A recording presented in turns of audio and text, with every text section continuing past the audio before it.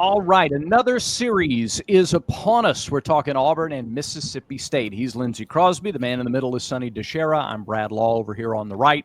And I got to start today, guys. What is the best pastry/donut experience of your life to this point? Ooh. You had no idea this was coming. This is a totally cold question to you. Best pastry or donut experience of your life. And I'll start with the reason I asked this question, because in Austin last weekend, I hit a Voodoo Donuts for the first time ever. There you go. And I had this thing that was bigger than my face, and I got a big face, but it was like a bear claw base, or like an apple fritter base, but without the apple flavor. And it had banana, peanut butter, and chocolate. And they called it a Memphis something. I don't know. Once all the sugar hit me, I forgot what it was called. But this thing was pretty exceptional. It was moist enough in the middle, had a little crisp and a little crunch around the edges, and that peanut butter, chocolate, banana really worked well together with the fried dough. So I don't know if it's at the top, but it's pretty close to the top. That's one of the only redeeming things. The food was about the only redeeming part of my Austin visit last weekend. Mine's not satisfying at all, but people who know me know for about the last 10 years, I've had to eat gluten-free because of an autoimmune disorder, right? Being celiac.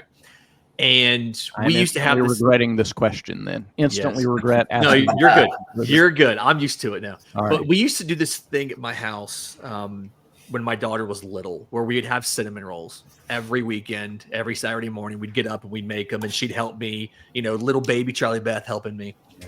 And my wife kind of stopped that when I was no longer able to eat them.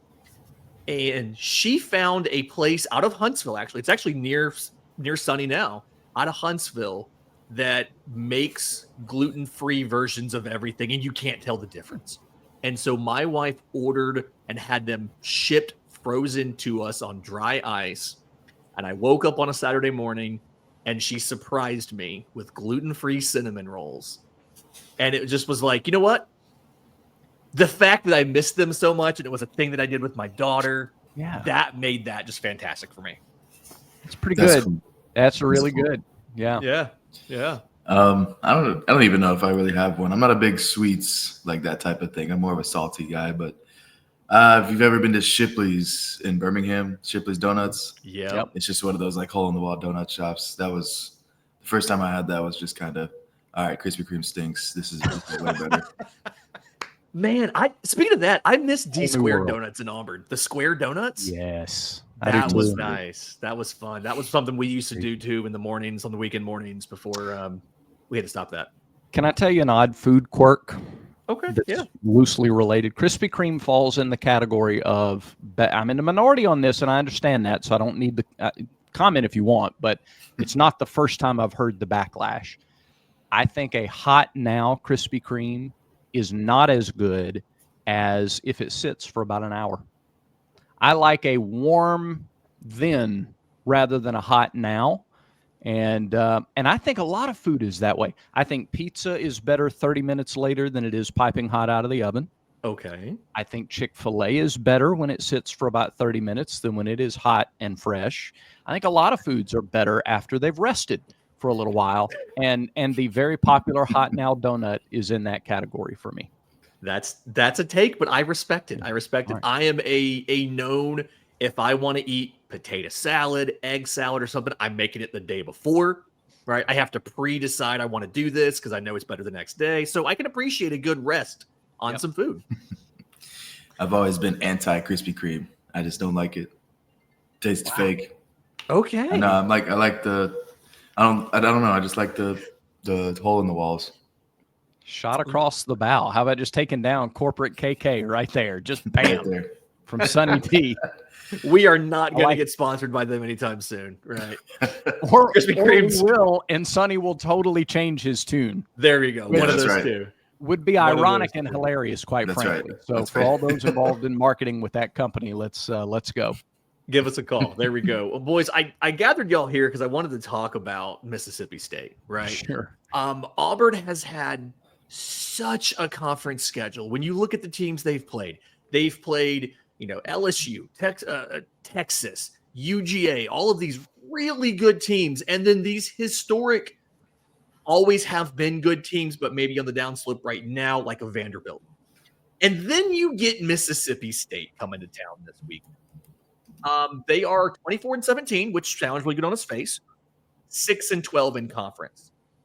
They've really kind of struggled to keep runs off the board. They are mired right now in just, they've pretty much gotten beat pretty handily by everybody. They got run ruled twice by Texas.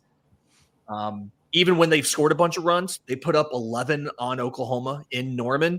They gave up 13. Is there, I guess, Sonny, this is maybe more so for you, but I want to get everybody's thoughts on this. Is a trap series kind of a real thing, right? You've had all of these tough tests. You just had a tough midweek against Georgia Tech. Now you have a team that's seemingly beatable.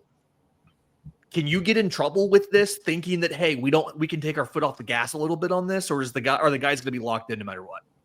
Yeah, they definitely have to still be locked in. I mean, looking at them, they're coming in, they're bottom third team in the SEC, but it's the same thing as if Mizzou was coming to town, who's 0-18 in conference. So you still got to look at it as these games are just as important as the next. If Auburn can come out of this 12-9 in conference after the weekend, they just set themselves up unbelievably well. Yeah, I agree. I think that if Auburn hadn't come off of a sweep at Texas, being swept at Texas, or if it was the Georgia Tech game in Atlanta, maybe where the offense was great, but man, you're 0 for your last 4 games with runners in scoring position. Mm-hmm. Yeah, ain't no trap this weekend. Yeah. Ain't no trap. Gotta get it done. They've got to be locked in against a top 50 RPI Mississippi State team. They're hanging on at 47 in the latest RPI. Auburn, by the way, number 3 in the RPI. So everything is ahead of you. Everything is ahead of you, but it's immediately ahead of you. And I mean, everything is ahead. Maybe not a conference regular season championship. Okay. Who cares? But hosting, top 8, it's all right there. So but it's only there if you're locked in and you take care of business this weekend.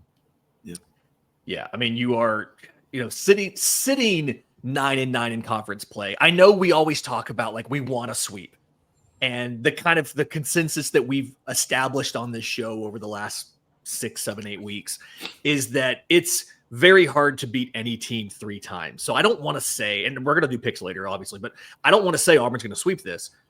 But given some of the challenges you still have ahead in conference play, I know we've talked about you need to win 2 out of 3 at home. You need to win 1 out of 3 on the road, if not take a series.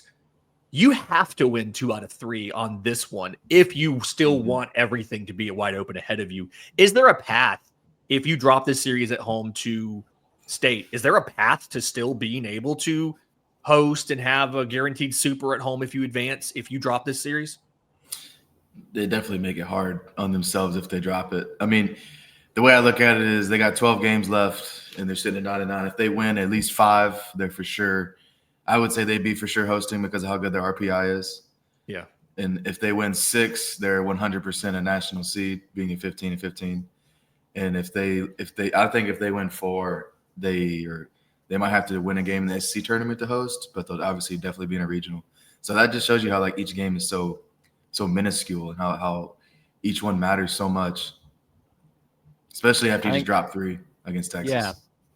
I think it's a very good question to ask, Lindsay, and I would say not to take the importance off of the weekend because, like Sonny said, you make it really hard if you don't. But because one weekend does not play into the next very clearly. I mean, Auburn got swept at Georgia, and then they come back and they win 5 of their next 6 conference games. Yeah. And then they take that momentum and get swept at Texas and don't look overly competitive offensively in that series. I mean, from start to finish, other than Ike in that series. I know y'all talked about it, but but that doesn't have anything to do with what's going to happen this weekend. So, Tennessee has dropped 2 home series already this year, including one to Kentucky, who Auburn beat 2 out of 3 to bring in the transitive property on the road. So Yeah, you could beat them 2 out of 3 on the road. You could lose this series and then win your next 3 series, 2 of them on the road, and absolutely still be in the hosting discussion and even the national seed discussion. Mm-hmm. So, but man, sure would be nice not to have you back against the wall like that. Get off and play with leverage as opposed to defensively or with desperation the rest of the way. Mm-hmm. Before we get into some of the details on the matchups and things like that, on the note of backs against the wall, Sonny, is there anything to be concerned about for Auburn with the conversation around the job security of Mississippi State coach Chris Lemonis? Like a lot of fans, there's a lot of talk about this might be his last season there. Does that mean anything different for Auburn baseball in this series? Like they're willing to be more aggressive, willing to do different things? Or is that just hey, it doesn't really matter if he's 100% security or if he's fired on the drive in, we still have to do the same things to win the series? Like, do they play differently knowing that or no? I mean, I think Mississippi State might be playing differently because I'm sure they don't want their head coach to have to go anywhere. So I'm sure that plays a role for them. But as for the other side, I don't think so. I mean, Auburn, I bet they're more worried about themselves they're probably still pretty butthurt from the Texas weekend that they're going to come out, do something with the bats. I mean, they're not going to be a team that just sits around and doesn't do much. They're going to be a team that figures it out from week to week. And obviously this is just a tough 4-game skid against Texas. And, to scratch that one out against Georgia Tech was big, only scoring 1 run. What was it? We scored 1 in the first, right? The second? Second inning. Yeah, 1 in the second. And that was the only offense the whole day for anybody. So I think they're more worried about putting the runs up than worried about who they're playing. No RBIs other than Ike's home runs, right? The last 4 games, no RBIs. So, I mean, you got guys on base.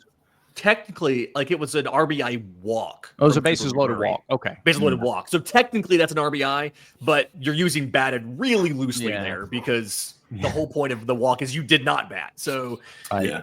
Okay. It's not an at-bat, but you get an RBI, which is just funny to think about. But no hits with runners in scoring position. Correct. For over a week now. All right, Sonny, let me ask you this question. Because I agree with you. I think it's way more about Auburn. If Auburn is thinking at all about, well, their coach is going to, let's push them over the edge, that their focus isn't in the right place, and they're not going to do the things they have to do to be successful.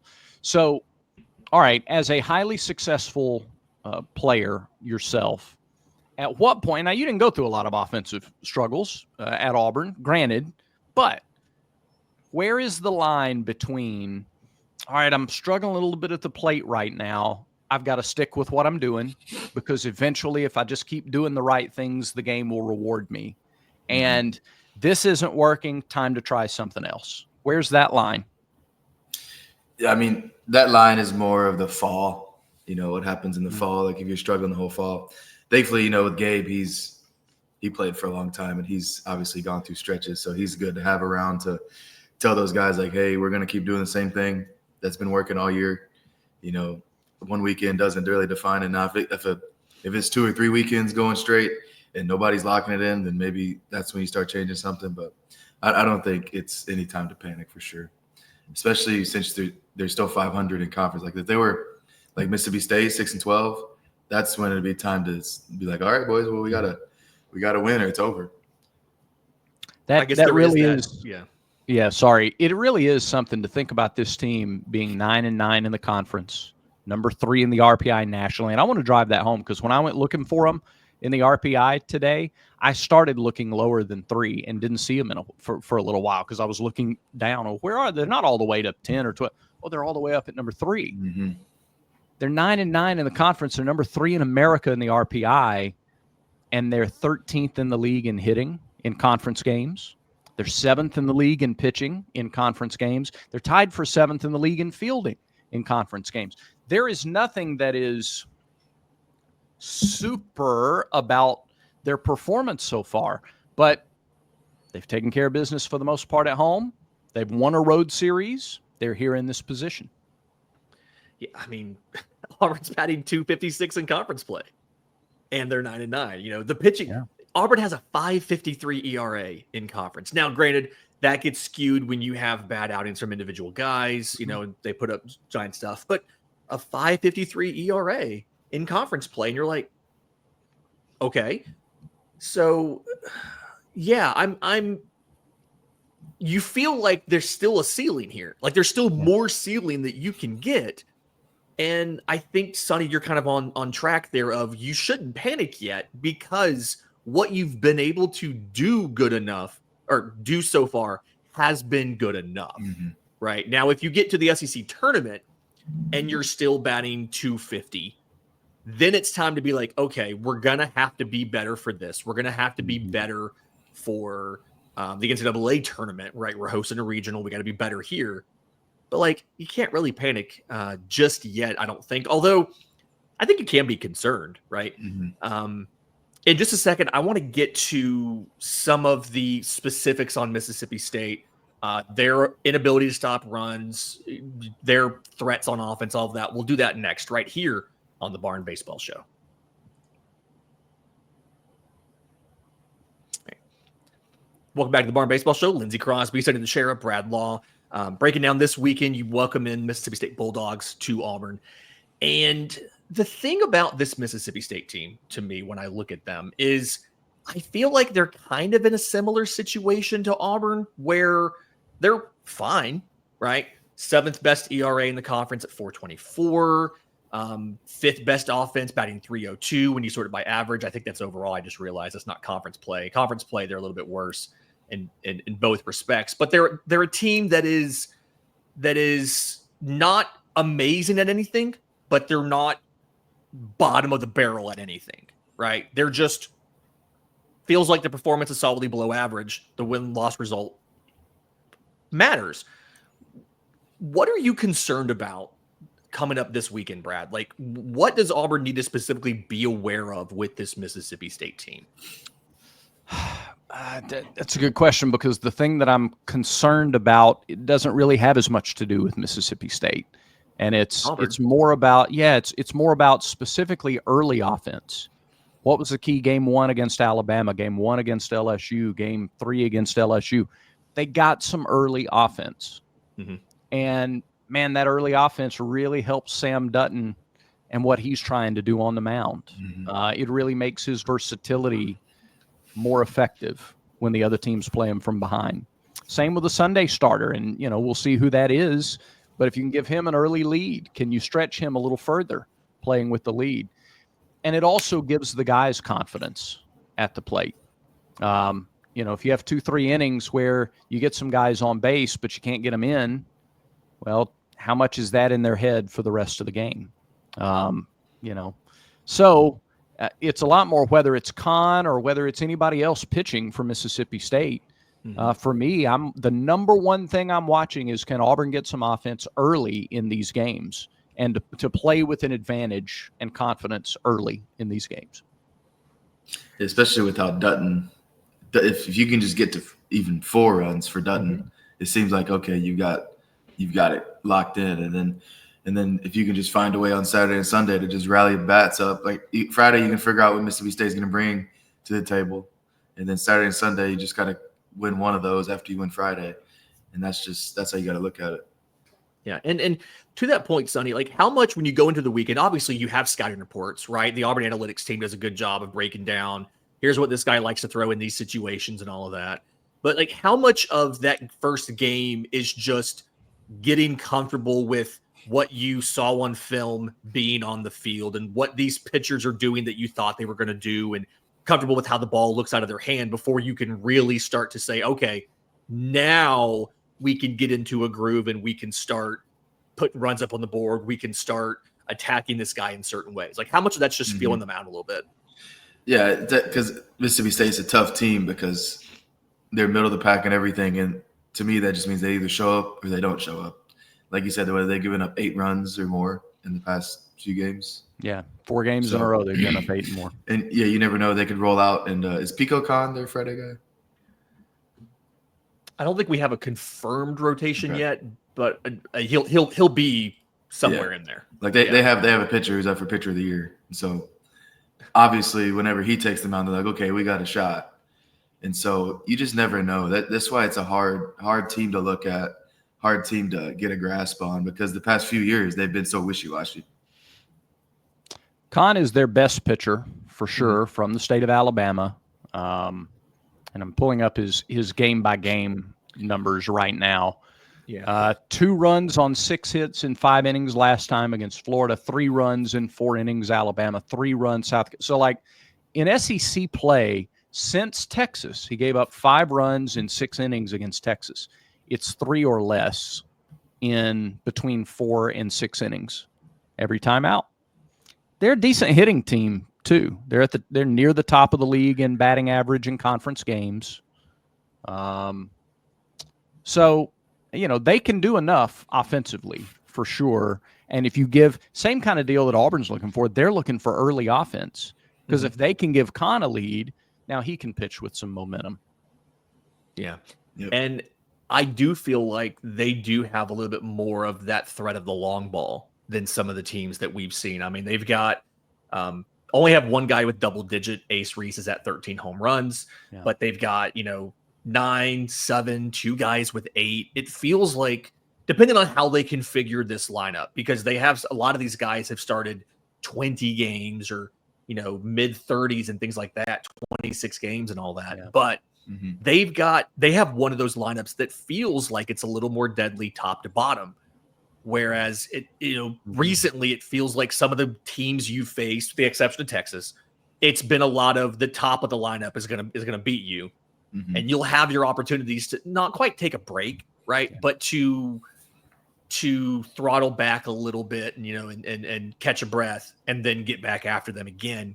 Mississippi State's a threat up and down the lineup to pop a couple runs in an inning out of nowhere, and I think that's not something Auburn's had to deal with every weekend of conference play like you usually expect them to.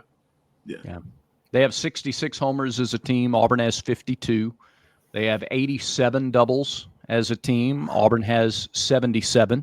Yeah, they got a lot of guys. They have 3 guys with double digit, and then Bryce Chance has 9, and Dylan Cupp has 9, and Garrig Fry has 8. So, yeah, they've got some guys that'll knock it around to all parts. They've got gap, power. They can double down the line, Case and Howell style. They can spread it around a little bit offensively. Yeah. So, hey, Sonny, and I think we've asked you this before, but when you get to a team like this where they've got one pitcher who's qualified from an innings perspective on the entire season, and other than that, they're mixing and matching everybody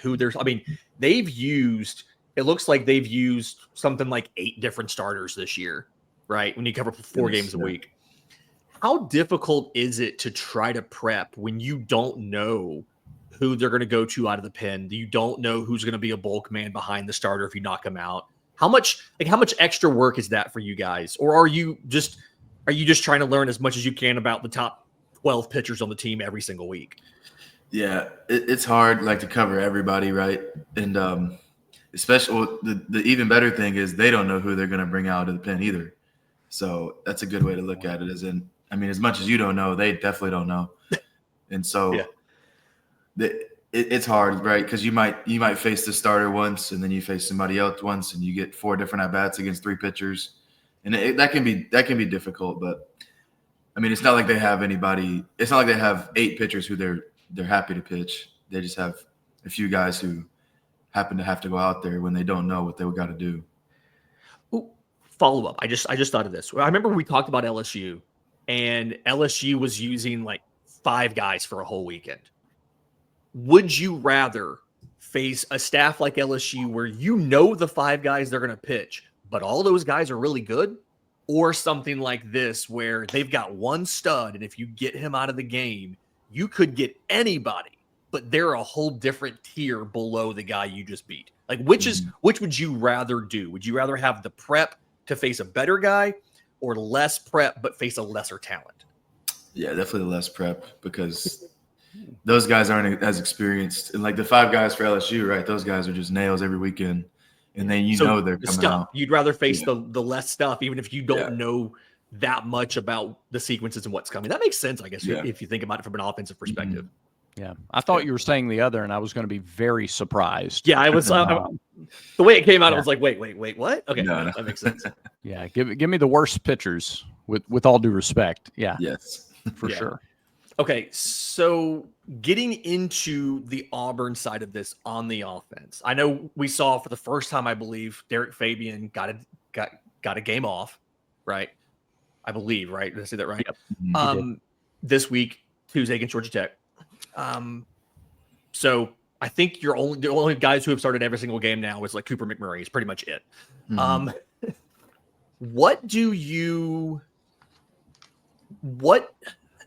Who in this lineup needs to have a big weekend for Auburn to win that's not named Ike Irish, right? Because we've seen them cycle some guys out. Fabian, you've had a lot of outfield changes, things like that. But who is the guy this weekend? Yeah, they threw Coop in the 2-hole the other day, and so I think, I like Chris being at the top as well, and I think those two, if you get those two going and Ike stays hot, obviously, then I think that could just be a difference maker when you see those three guys roll out there, and then, if at least one of those three are on, Freilic's got a great chance of getting a hit too. He's been really good all year, so it's got to be those top four. The top four got to get it rolling. Yeah, whoever the top four are, it'll be interesting to see. Does Snow stay down further in the order? Rembert's been on base. Eric's been a really good hitter. He's been a different kind of leadoff hitter, and I've really championed Eric Snow as a leadoff hitter. But his on base percentage in conference play hasn't been a leadoff hitter on base percentage, and that's the whole thing. Yeah. Whether you're getting hits or walks or whatever, you got to get on base. And he may be better served at a different spot in the order. I still go back to these. I still go back to the legacy leaders on the team. It's got to be Cooper McMurray. It's got to be. And I don't know if he's pressing a little bit or what. But you just need more from your first baseman, your leader, power hitter, culture leader, all these things. You got to get more production. And nobody wants it more than he does, for sure. But that's such a key. If he can have the kind of week that he had last week going into Texas, right? Or 2 weeks ago, he was like 5 for 15 in the LSU series, right? That's the Cooper McMurray you need in these 4 series down the stretch. By the way, against teams whose team ERAs in conference play are worse than Auburn's team ERAs. You've already faced in the conference. You've already faced Texas, who has far and away the best ERA in the league. I know that's not the only stat, but you've already faced them. You've already faced LSU, who has the number 2 ERA. You've already faced Vanderbilt, who has the number 3 team ERA. 3 of the next 4 opponents are 10th or worse in the league. So him getting it going sets a huge tone, delivers a big message down the lineup over these last 4 series. Yeah, it's.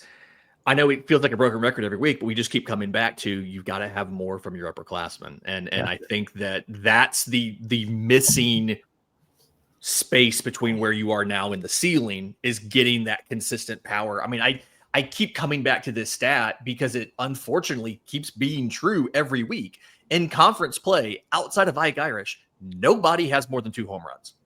And it's just that's not, you have 19 total home runs in 19 home runs in 18 conference games.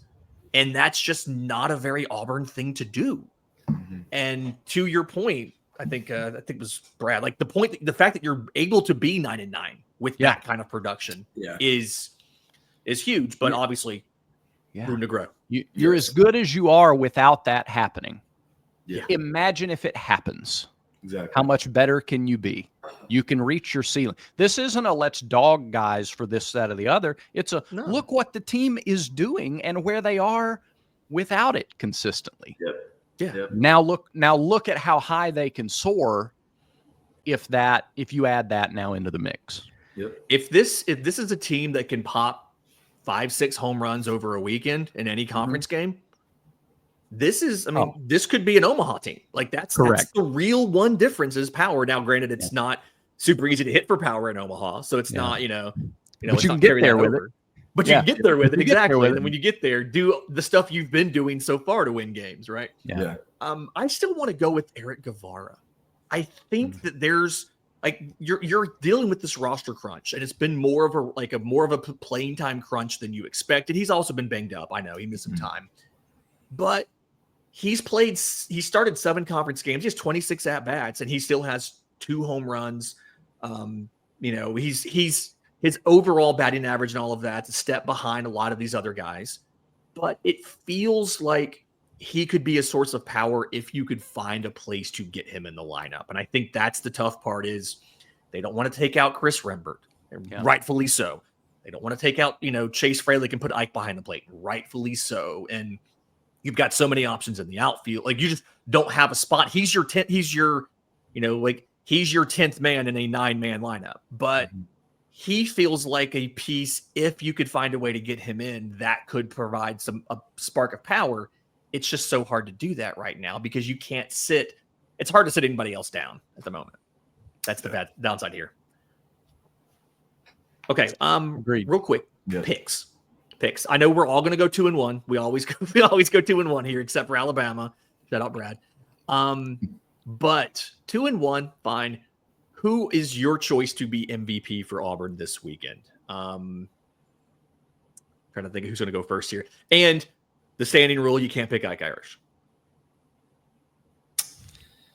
Oh, man. I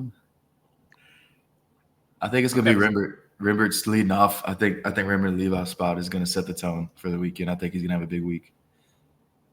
Okay. I can see that. Brad? That's a good one. I will go 2 as well. And I will say Chase Fralick. I think Chase has a really good weekend. I think he looked like a freshman. I think all the freshmen look like freshmen for the first time this season in Austin, and I think they get back to more of what we've seen. So what we're not going to do is let one weekend now recolor or reshape the way we think about some of these guys, especially when they face the number 1 pitching staff in the conference. So give me Chase Fralick getting back to doing Chase Fralick things this weekend against State. I'm going to go with Bub Terrell. I think this is a matchup here. Like, he's gotten a lot of play time, right? He started all 3 games, Texas, LSU. He's pretty much in there every single day now. But you're starting to get into that playing time crunch. And I think all these guys in the outfield, somebody's going to step up and say, hey, when it's time to make a change, right? You've got 2 center fielders. Ike's taking right field. Like, you're not going to take me out. And I feel like Bub's that guy. Like, his at-bats have been good. I think it's going to be Bub. How about that? We pick 3 freshmen. We just look for 20-something minutes. We talk about how it can't just be the freshmen. It can't just be. We need the leadership. We need the older guys. Who's it going to be? Rembert, Fralick, Terrell, freshman. That's who we've seen consistently do it in conference play. Yep. I mean, at a certain point, you ride the horse that got you there, and that's what you're doing here. You are who you are to get to this point. Yeah. Exactly. All right. So, again, 3 games this weekend against Mississippi State. Game times, I was trying to make sure I had that correct before I said that. 6 p.m. on Friday and Saturday, 2 p.m. on Sunday. Tiger Dega Nights is the theme of the weekend. Talladega Nights themed giveaways going on. There's the Wonder Bread car will be at the ballpark on Friday night. There's going to be NASCAR tickets raffled away on Saturday. Vintage T-shirts, things like that on Sunday.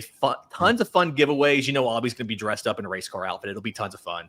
So come out there and see that. If you're not first, you're last. If you ain't first, you're last. That's right. Got to get the ain't in there. So for Brad Law, for Sonny DeShera, I'm Lindsay Crosby. This has been the Barn Baseball Show.